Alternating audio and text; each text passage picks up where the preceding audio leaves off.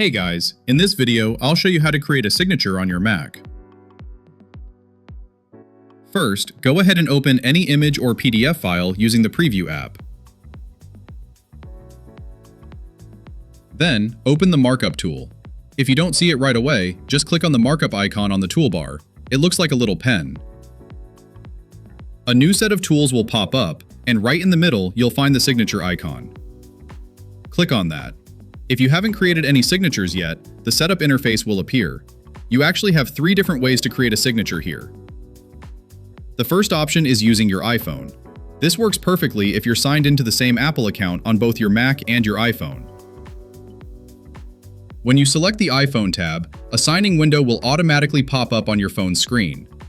You can just use your finger to sign directly on it, and the signature will show up instantly on your Mac. If you mess up, just tap Clear on your iPhone to try again, and hit Done when you're happy with it. And just like that, you have your first signature. If you want to add another one, click on Create Signature. The second option is using the camera. If you're on a MacBook or have a webcam connected to your Mac, you can just grab a blank piece of paper, sign your name on it, and hold it up to the camera. The markup tool will scan the paper and instantly turn it into a digital signature. The last option is for MacBook users. You can select trackpad and use your finger to sign right on it, just like you would on an iPhone. All the signatures you create will be saved right here in this menu.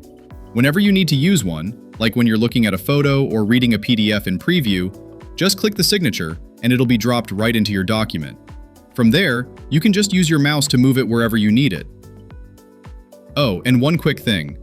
Any signature you create on your Mac automatically syncs across all devices using the same Apple account, so you can easily use them on your iPhone or iPad too. Thanks for watching, and I'll see you in the next one.